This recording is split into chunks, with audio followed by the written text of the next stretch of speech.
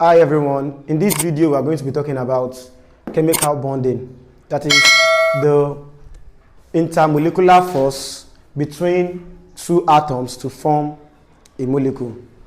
Chemical bonding, I said it is the intermolecular force between two or more atoms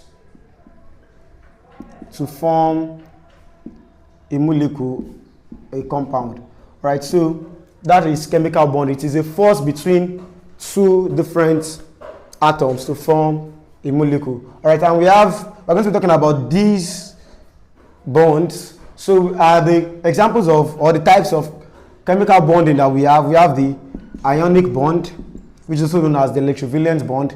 We have the covalent bond. We have the metallic bond, the hydrogen bond, and the van der Waals force. The van der Waals force. So these are the strong intermolecular force between two or more atoms. So let us talk about them. So let's pick the first one, the ionic bond. So the ionic bond is the bond between a metal, it involves a metal, and a non-metal. So I said the bond is between a metal and a non-metal, and it involves the passing of electron. So there will be gaining of electron and losing of electron. For example, you have sodium chloride. Now, how do we form this compound? Sodium has one valency electron in its outer shell. You have your sodium atom to look like this. Sodium atom is 1, 2, the K shell, 3, 4, 5, 6, 7, 8, 9, 10, and 11. You know, sodium has a number of 11. That is why it has one valence electron at the outer shell. Then chlorine, it has 7 electrons at the outer shell. So let's check. This is your nucleus.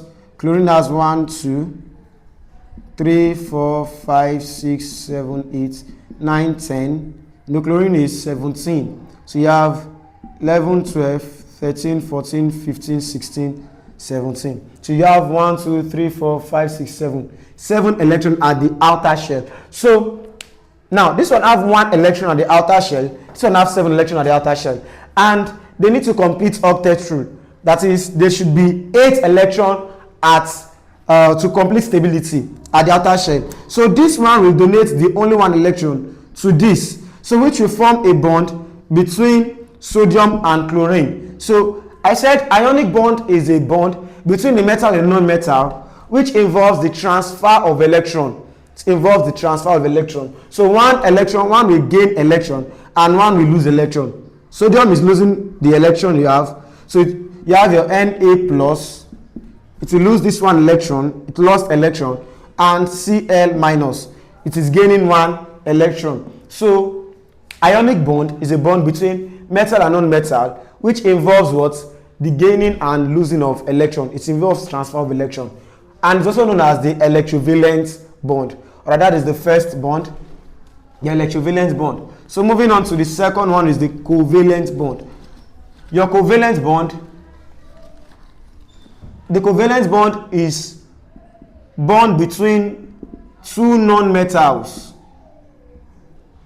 Between two non-metals, and it also involves the sharing of electron, but this one is between two non-metal. For example, like your H2O, like your CH4, your methane, your carbon to hydrogen to hydrogen to hydrogen to hydrogen. So this is a covalent bond, a bond between two non-metals.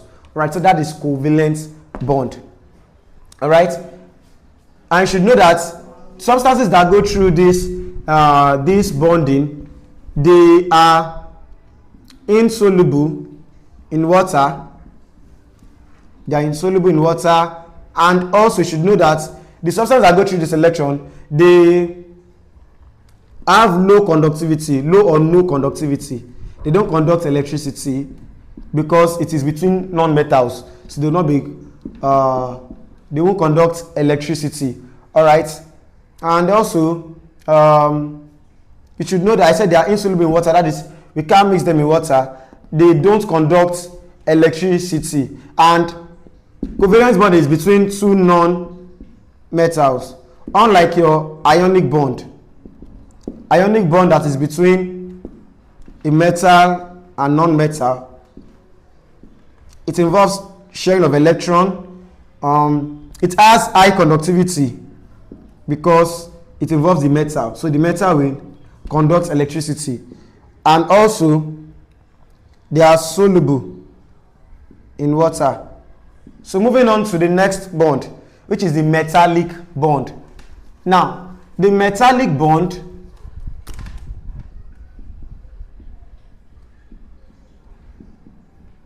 is the bond between two different metals of the same atom. This might not be two, it can be more than that. That is, when you have a metal like iron, for example, and that metal, let's say this is the atom of the metal, has it is full of electron, in which the electron, there is transfer of electron within each other. So that is the metallic bond, and that is why you can have Fe in form of Fe2 plus. That is, it will lose two electrons. All right.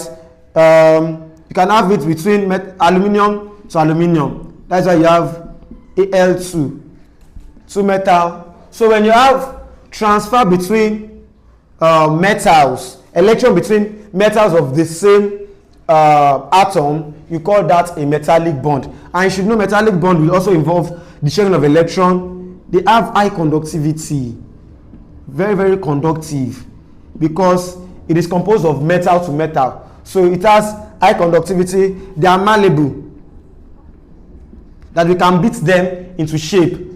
It is malleable, it is ductile. All right, I said that I can beat this into shape. So this, just check on the properties of metals. Properties of metals. So every compound that go through metallic bond, we have the properties of metal. So that is metallic bond. So let's move to hydrogen bond. Hydrogen bond is the bond between hydrogen and an electronegative compound, an electronegative atom, like your fluorine, chlorine, electronegative atom. So the bond between hydrogen and an electronegative atom is known as the hydrogen bond. So you have a bond like this. When you have a bond like hydrogen to fluorine, hydrogen to fluorine to iodine, so your hydrogen with electronegative atoms form hydrogen bond. Then before I move further, let us talk about the covalent bond. So in that covalent bond, you can have like oxygen to oxygen. You know, it is between two non-metal. Oxygen to oxygen. You can have carbon to carbon, or carbon to carbon. You can have nitrogen to nitrogen. So your covalent bond can be in a single bond, or double bond, or triple bond for your covalent bond. So moving on to van der Waals force. Van der Waals is a weak intermolecular force that involves polar and non-polar substance. It is the van der Waals force. It is a weak intermolecular force between two compounds, or the two atoms rather. A weak intermolecular force between two atoms, and it involves either polar plus polar, or polar plus non-polar, or non-polar non-polar. So when you have and we have three types. The first one is the dipole van der Waals force. So dipole van der Waals force is a force between two polar substance. It is a force between two polar substance. So when you have example like hydrochloric as HCl, for example, this is a polar substance. So when you have hydrogen chloride to hydrogen chloride, look at this. So when you have two polar substances like this reacting together, that is a dipole-dipole van der Waals force. So when you have the London dipole or London dispersion, rather it is the London dispersion van der Waals force. It is between two non-polar. For example, your iodine to iodine. So this is two non-polar force. So this is, and it's a it is a weak intermolecular force. So, and the last one is the dipole induced dipole force.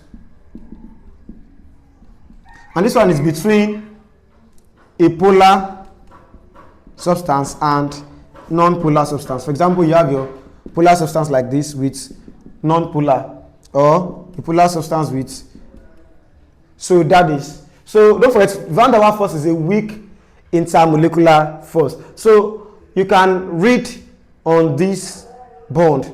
Ionic bond is the bond between metal and non-metal, that it involves the sharing of electron.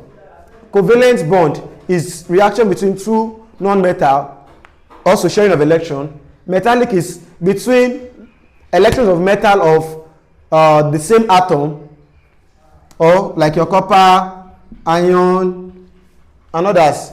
That is metallic bond. Hydrogen bond is bond between hydrogen and an electronegative atom like oxygen, like fluorine, like chlorine. That's why your H2 is water. It is hydrogen bond because it is the reaction between hydrogen and oxygen. So, and van der Waals force is a weak intermolecular force between polar and non-polar substance. All right. So let us answer the question up here. The said elements P, Q, R, S have those electrons respectively. So we should do that. Elements P, Q, P is 6, Q is 11, R is 15, and S is 17. All right. So let us look at this. What elements will form? What element have electron of 6? The hydrogen, helium, lithium, beryllium, boron, carbon. So P is 6. 11 should be sodium. 11 is sodium. Then also your which one is 15? So phosphorus is 15. Phosphorus is 15. Why? Chlorine is 17. In our atomic number. All right, so let's pick the first one. They said P will form electrovalent bond with R. P, which is carbon, forming electrovalent bond with R, phosphorus. This is a non-metal. The reaction between them is going to give us a covalent bond. So, non-metal and non-metal will form covalent bond. So, and they said P will form electrovalent bond with, it is wrong. Q will form covalent bond with S. Let's check that. Q, that is sodium, with S, chlorine, we form a covalent bond. This is a metal plus non-metal, which is ionic or electrovalent bond. And they said it's forming, no, this is wrong, because it is not forming covalent bond. R will form electrovalent bond with S. R, that is phosphorus, form electrovalent bond with S, which is chlorine. Electrovalent. Let's check. This is a non-metal and non-metal.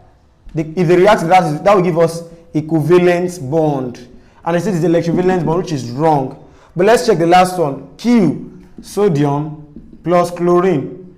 A metal with non-metal. That is a metal with a non-metal. That is our ionic bond or electrovalent bond. Let's do this again. They said Q will form a covalent bond with R. Q is sodium. Okay, with R. R is phosphorus. They said Q will form a covalent bond with R. R is phosphorus, a metal and All right. So let's do this. This is even metal and non-metal is electrovalent bond, and they said covalent. This is wrong. Let's check this again. R is phosphorus, and chlorine is So if you check, everything we are doing since is wrong. So let us assume we have. So since you can see all our answer is not correct, so that means let us assume we have something of this nature. For example, they said Q will form electrovalent bond with S. For example, let us say they give us something of this nature. Okay, let us say these are our option. Okay, Q will form What is Q? Q is sodium. S is chlorine. This is a metal and non-metal. Metal and non-metal, that is ionic bond, which is electrovalent bond. So this will be the answer. All right. So this answer was not given earlier. So this is the answer. So let us check the second question. The following compounds contain the same type of bond except, so let us check that. They said the compounds contain the same bond except, let's check sodium chloride. Sodium chloride is which type of bond? This is a bond between metal and non-metal. That is what? Ionic bond. Hydrogen with chlorine, hydrogen, electronegative compound. That is what? When you have hydrogen and electron, that is an hydrogen bond. It can also be van der Waals force. So this is an hydrogen bond. Magnesium with chlorine, magnesium chloride. So magnesium with chlorine, that is metal plus non-metal, ionic. Lithium chloride, lithium plus chlorine. Lithium is metal plus non-metal, ionic. So option A is ionic, option C is ionic, option D is ionic. Which one is out of them? B. So you can read more questions and read more notes on chemical bonding. And if you have any question, drop the question in the comment section. Like the video and subscribe to our channel. Thank you.